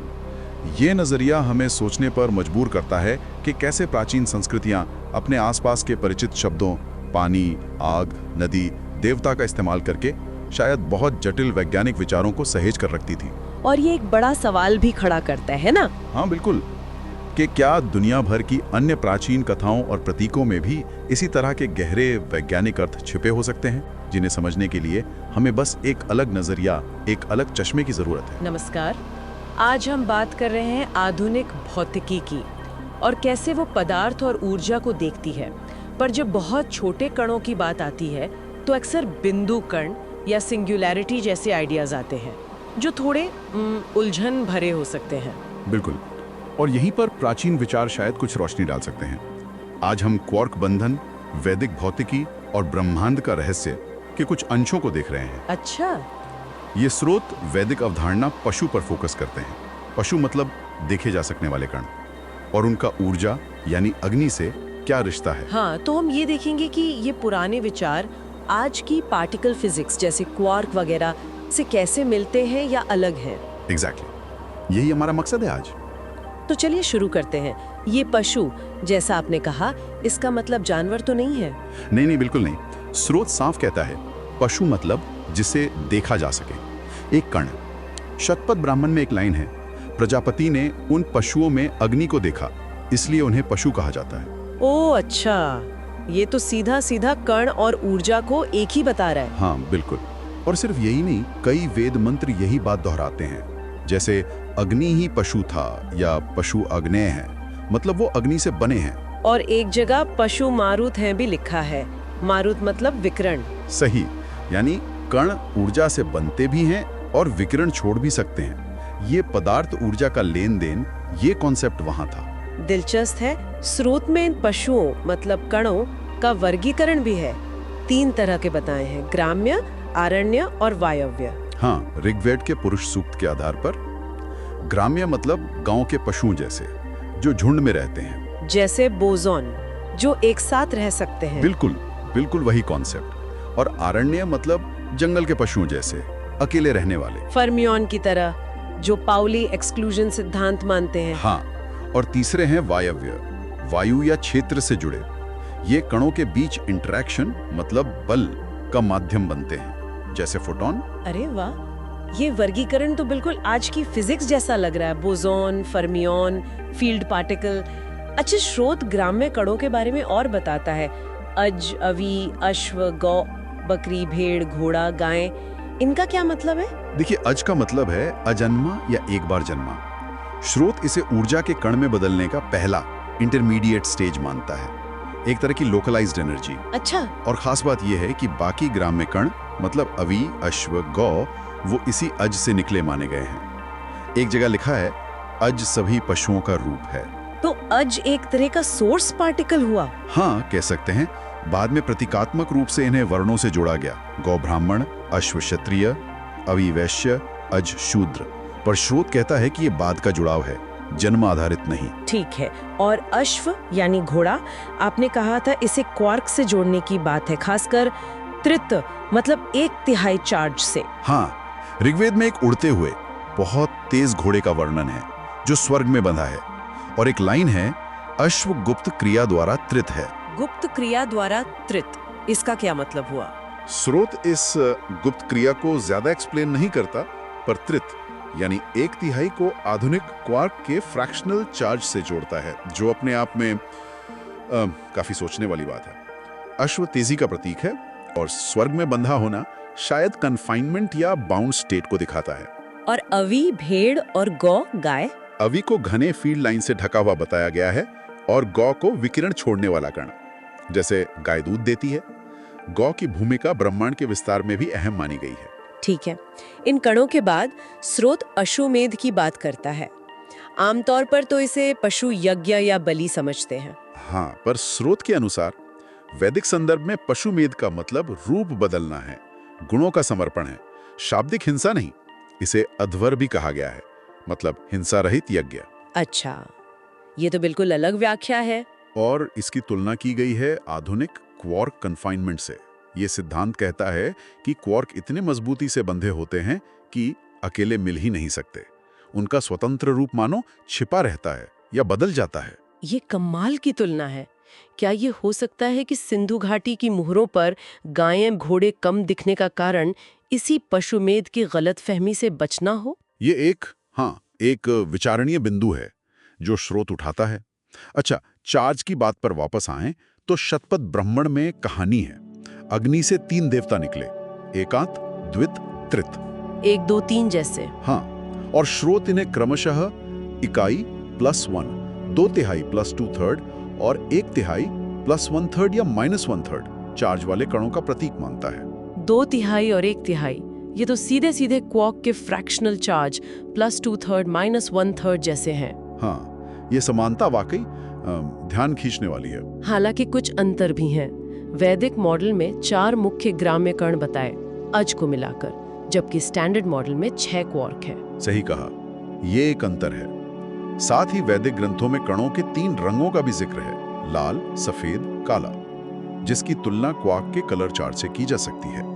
हालांकि कॉन्सेप्ट शायद पूरी तरह एक जैसा ना हो। और गौकण का ब्रह्मांडीय महत्व, आपने कहा विस्तार में भूमिका। हाँ, स्रोत कहता है कि पहाड़ों में छिपी गायों को इंद्र द्वारा मुक्त कराना शायद एनर्जी बैरियर पार करके कण बनने का प्रतीक है, और गौकण चार्ज होने के कारण ब्रह्मांड के विस्तार में योगदान दे सकते हैं। शायद इसीलिए गाय को इतना पवित्र माना गया। उसका एक वैज्ञानिक आधार हो सकता है। तो कुल मिलाकर हम क्या कह सकते हैं? देखिए, सार ये है कि वैदिक पशु की अवधारणाएं, कणों का वर्गीकरण जो बोसॉन फर्मियोन जैसा है, एक सोर्स कण अज का विचार, फ्रैक्शनल चार्ज जैसी समानताएं, त्रित क्वार्क, कणों का बंधन या रूप बदलना, पशुमेध क्वार्क कन्फाइनमेंट, और ब्रह्मांड निर्माण में भूमिका गौ, ये सब आधुनिक कण भौतिकी के कुछ आइडिया से गूंजते हैं। ये समानताएं वाकई सोचने पर मजबूर करते हैं, और ये हमें एक आखिरी सवाल के साथ छोड़ जाता है। क्या भविष्य में पार्टिकल फिजिक्स के मॉडल और सरल होंगे? क्या वो किसी एक मूल कण की तरफ इशारा करेंगे, जैसा वैदिक स्रोत अज के साथ करते हैं, या ये सब सिर्फ दिलचस्प संयोग है? इस पर सोचना वाकई मजेदार है। अभिवादन, आज हम एक बहुत ही दिलचस्प लेख पर बात करने वाले हैं। शीर्षक है वैदिक भौतिकी, सविता और पूषा, सृष्टि का नृत्य। इसमें ना पदार्थ और ऊर्जा के रिश्ते पर वैदिक नजरिए और आज के विज्ञान की समझ में कुछ गजब की समानताएं बताई गई हैं। तो हम देखेंगे कि ये स्रोत कैसे बताता है वेदों के आधार पर ये जो सृष्टि और विनाश का निरंतर नाच है, और इसमें ये देवता सविता और पूषा, इनकी क्या भूमिका बताई गई है स्रोत में। हमारा मकसद बस इन विचारों को समझना है जैसे वो स्रोत में है। बिल्कुल। और देखिए, स्रोत का जो मूल दावा है वो ये है कि वेद और आधुनिक विज्ञान दोनों ये मानते हैं कि भाई ब्रह्मांड में कण जो हैं वो लगातार बन रहे हैं, नष्ट हो रहे हैं। पदार्थ ऊर्जा में बदल रहा है, ऊर्जा पदार्थ में। वेदों में कहते हैं इस प्रक्रिया को एक चक्र की तरह बताया गया है। ऊर्जा बदलती है अज नाम की एक अवस्था में, अज फिर पदार्थ कणों में, कण वापस अज में, और अज फिर से ऊर्जा में। और ये जो मूल ऊर्जा है, इससे ऋग्वेद में सविता देवता का नाम दिया गया है, ऐसा स्रोत कहता है। अच्छा, सविता, तो चलिए यहीं से शुरू करते हैं। स्रोत कहता है सविता शब्द संस्कृत की सु धातु से बना है, जिसका मतलब है जन्म देना। हाँ, तो ये नाम सही लगता है क्योंकि ऊर्जा ही मतलब पदार्थ कणों को जन्म देती है। स्रोत के हिसाब से निरुक्त में भी जिक्र है इसका। हाँ, बिल्कुल। और ये साफ है कि सविता वैदिक ऋषियों के लिए बहुत खास थे। मतलब 10 पूरे सूक्त हैं उनके लिए, कई मंत्र हैं, और सबसे पवित्र जो गायत्री मंत्र मानते हम, वो भी सविता को ही समर्पित है। उनकी बुद्धि को प्रेरणा देने वाली शक्ति पर जोर देता है। हाँ, मैंने पढ़ा है। ऋग्वेद 1.35 में बड़ा सुंदर वर्णन है सविता का। सुनहरे रथ, सुनहरी धुरी, सुनहरे हाथ, आंखें, और वो अंधेरे में घूमते हुए ब्रह्मांड को देखते हैं। सोने और सविता का ये जो गहरा कनेक्शन है, स्रोत के मुताबिक ये वैदिक विज्ञान में ऊर्जा के सुनहरे रंग की बात से जुड़ता है। काफी काव्यात्मक है। और एक जरूरी बात जो स्रोत उठाता है वो ये कि ऋग्वेद के आधार पर सविता और सूर्य मतलब सन अलग अलग हैं। बाद में भले ही उन्हें एक मान लिया गया हो, पर ऋग्वेद में तो सविता वायुमंडल में है और सूर्य को प्रेरित करते हैं। सूर्य स्वर्ग में है। अच्छा। और सविता के नियम इतने पक्के बताए गए हैं कि कोई देवता या दुश्मन उन्हें तोड़ नहीं सकता। स्रोत के अनुसार शायद ये ऊर्जा के मूल नियमों की तरफ इशारा है। अच्छा, दिलचस्प। तो ये तो हुई ऊर्जा यानी सविता की बात। अब पूषा, जो पदार्थ कणों के प्रतीक बताए गए हैं स्रोत में, उनके बारे में क्या? पूषा का मतलब है पोषण करने वाला। उन्हें पशुओं का देवता पशुपा कहा गया है ऋग्वेद में। शतपथ ब्राह्मण में भी आता है, पशु ही पूषा है। तो स्रोत इसको ऐसे समझाता है कि पूषा जो है वो एक तरह से कणों का समूह है। जो पोषण करते हैं या बनाते हैं। कणों का समूह। हाँ, और लेख एक और कनेक्शन बताता है। पूषा को 8 सूक्त समर्पित हैं, है ना? हाँ। तो स्रोत इसे कणों के 8 प्रकार के वर्गीकरण यानी 8-fold वे से जोड़ता है। ओ अच्छा, वो जो आधुनिक भौतिकी वाला गैलमान और नीमन वाला? हाँ, वही जिससे भारी कणों जैसे प्रोटॉन न्यूट्रॉन को समझाते हैं। ये स्रोत का इंटरप्रिटेशन है। और ऋग्वेद में पूषा के 2 रूप भी बताए हैं, काले और सफेद। स्रोत कहता है शायद ये कण और प्रतिकण हों। और एक और बात, कहते हैं उनके रथ का पहिया कभी खराब नहीं होता। स्रोत इसे कणों के स्पिन से जोड़ता है। स्पिन, अच्छा। तो फिर सविता यानी ऊर्जा और पूषा यानी कण, इनके बीच का संबंध कैसे बताया गया है स्रोत में? लेख कहता है कि सविता पूषा को गति देते हैं। ऋग्वेद 10:139 में ऐसा है। और एक दूसरा मंत्र है 5:81:5, वो कहता है कि सविता अपनी गति से पूषा बन जाते हैं। तो मतलब सीधा है, ऊर्जा सविता कणों पूषा में बदल जाती है। और वो अज वाली बात, बकरे वाली, हाँ। उसका क्या रोल है इसमें? हाँ, पूषा को अजस्व कहा गया है, मतलब जिसके रथ को अज यानी बकरे खींचते हैं। स्रोत के अनुसार ये अज जो है, ये ऊर्जा से पदार्थ बनने के बीच की अवस्था है, एक तरह से इंटरमीडिएट स्टेज। तो पूरा चक्र बन गया।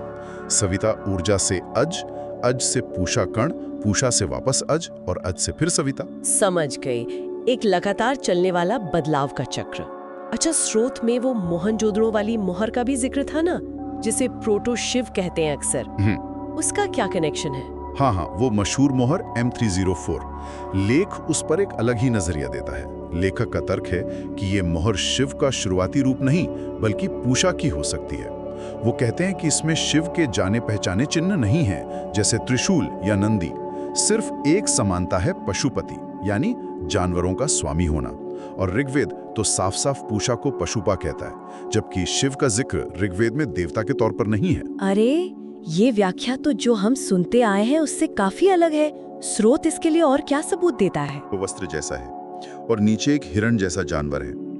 लेखक का मानना है कि शायद बकरी, अज, पूषा का वाहन बनाने पर कोई रोक हो तो हिरण विकल्प था। तो बेसिकली लेखक का मानना है कि हिंदू धर्म का विकास वेदों से पुराणों तक साफ दिखता है। और ये प्रोटो शिव जैसी बातें सिर्फ अटकलें हैं, जरूरत नहीं है इनकी। तो कुल मिलाकर आज हमने स्रोत के नजरिए से सविता, ऊर्जा और पूषा, पदार्थ कण की वैदिक अवधारणाओं को समझा और उनके बीच सृष्टि के इस नृत्य की जो व्याख्या लेखक ने दी है उसे देखा। और ये भी कि कैसे इन पुराने विचारों को आज की भौतिकी और बाद के पौराणिक डेवलपमेंट से जोड़ने की कोशिश की गई है। बिल्कुल, ये सोचने अपने आप में काफी आकर्षक है कि ऊर्जा और पदार्थ एक दूसरे में बदलते हैं और इसका इतना काव्यात्मक, इतना प्रतीकात्मक वर्णन हजारों साल पुराने ग्रंथों में हो सकता है, जैसा ये स्रोत दावा कर रहा है। सही कहा। और ये स्रोत एक सवाल भी छोड़ जाता है आखिर में कि अगर सविता और पूषा ऊर्जा और कणों के समूहों को दिखाते हैं जैसा ये लेख कहता है, तो क्या वेदों में परमाणु के और भी अंदर के हिस्से जैसे इलेक्ट्रॉन, प्रोटॉन, न्यूट्रॉन, इनके बराबर भी कोई कॉन्सेप्ट्स मिल सकते हैं? हाँ, ये सोचने वाली बात है। बिल्कुल, आगे विचार करने के लिए एक दिलचस्प सवाल। आज की हमारी एक गहन चर्चा एक कह सकते हैं बहुत ही अनूठे विषय पर है। जी।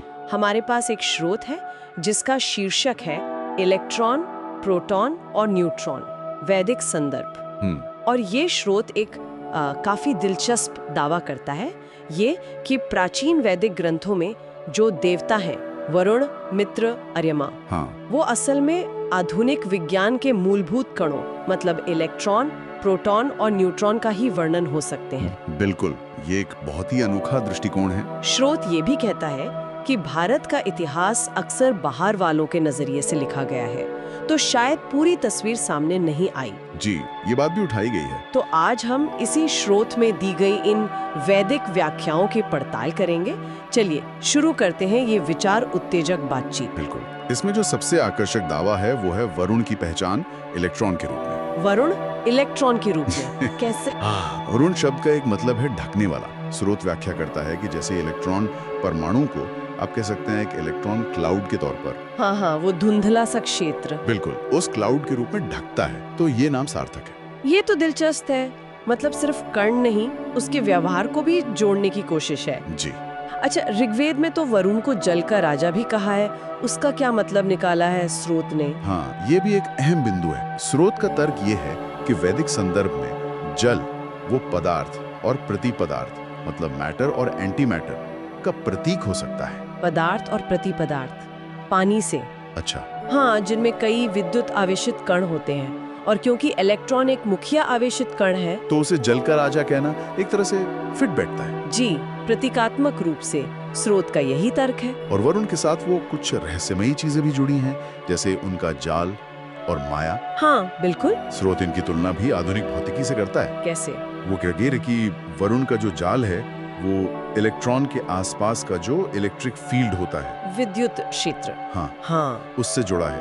और जो माया है वो उस आकर्षक विद्युत बल, अट्रैक्टिव इलेक्ट्रिक फोर्स से जो इलेक्ट्रॉन पर लगता है या वो लगाता है। अच्छा, ये तो मतलब काफी गहराई वाली व्याख्या है। जी, क्या स्रोत वरुण के बारे में कुछ और भी बताता है, जैसे उनके जासूसों का जिक्र आता है? हाँ, वो भी है। वरुण के जासूसों का उल्लेख है ऋग्वेद और अथर्ववेद दोनों में। स्रोत इनकी तुलना करता है आधुनिक भौतिकी के आभासी कणों से। आभासी कण, वर्चुअल पार्टिकल्स। जी, वर्चुअल पार्टिकल्स। ये वो कण हैं जो बहुत ही कम समय के लिए बनते बिगड़ते हैं और बलों को, फोर्सेस को एक जगह से दूसरी जगह ले जाते हैं, जिनके जरिए एक तरह से इलेक्ट्रॉन अपने आसपास के माहौल को महसूस करता है। वाह। और वरुण के गुणों की बात करें तो, जैसे रंग या समय से कोई कनेक्शन? हाँ, वो भी है। वरुण को रात्रि कहा गया है तैत्तिरीय संहिता में। अच्छा, रात से जोड़ा है। जी, और काले रंग से भी जोड़ा गया है शतपथ ब्राह्मण में। तो व्याख्या ये है कि ये इलेक्ट्रॉन के नेगेटिव चार्ज मतलब नकारात्मक विद्युत आवेश का प्रतीक है। तो वरुण हो गया रात, काले नेगेटिव चार्ज वाले इलेक्ट्रॉन। अच्छा, तो फिर उनके साथी मित्र, जी, उन्हें किससे जोड़ा गया है? प्रोटॉन से। एकदम सही, मित्र देवता को प्रोटॉन माना गया है। और इसका आधार मित्र का अर्थ ही है दोस्त।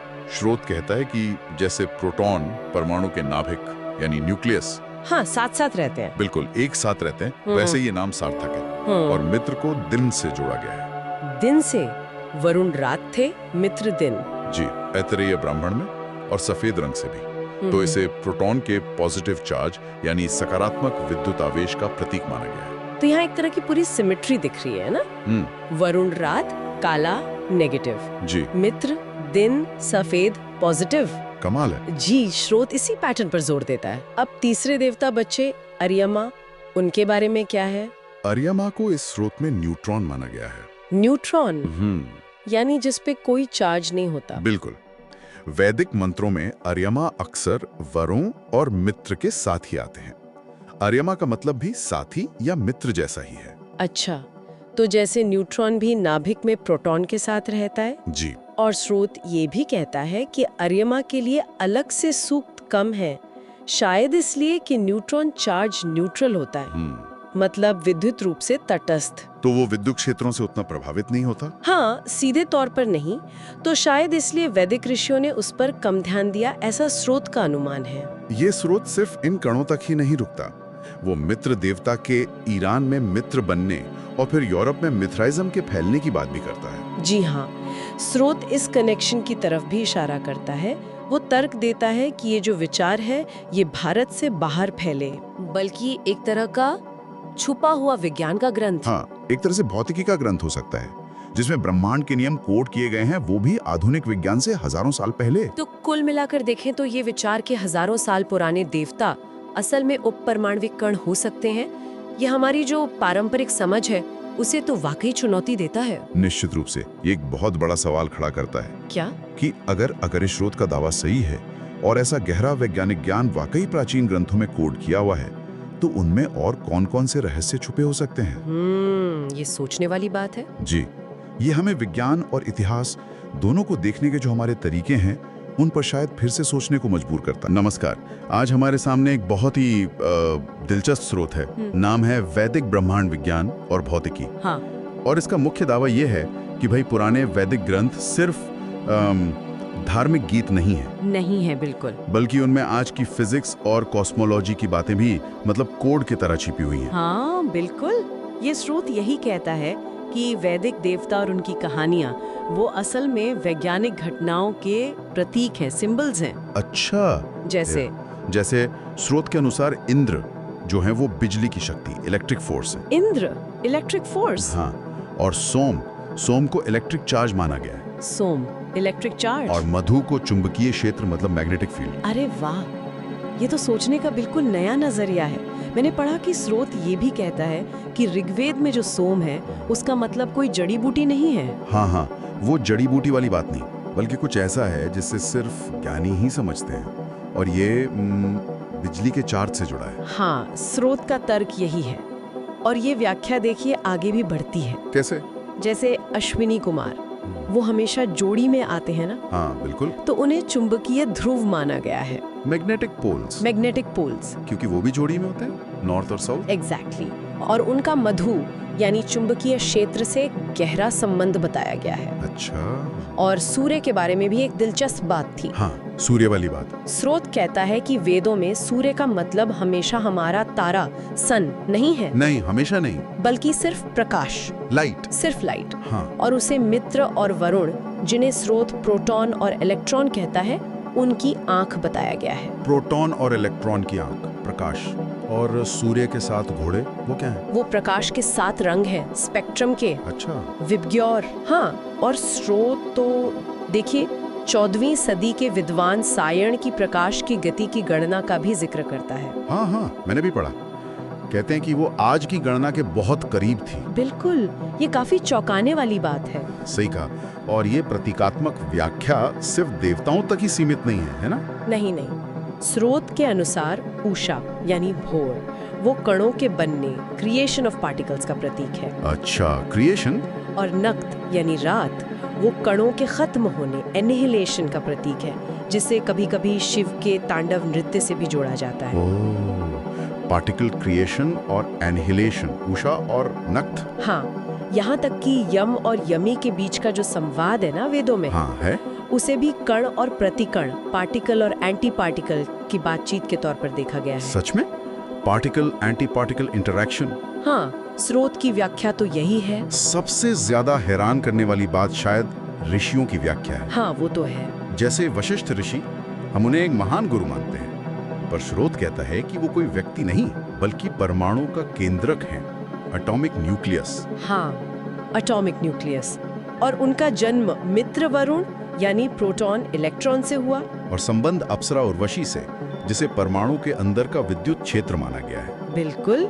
स्रोत कहता है कि ये सब नाभिक की प्रकृति से मेल खाता है। बाप रे, ये तो मतलब पूरी तरह से अलग इंटरप्रिटेशन है। हाँ, और इन सब अलग अलग व्याख्याओं को जोड़कर देखे ना तो ये स्रोत दरअसल एक बिल्कुल अलग ब्रह्मांडी मॉडल की तरफ इशारा कर रहा है। बिग बैंग से अलग। हाँ, आज के मान्य बिग बैंग मॉडल से काफी अलग।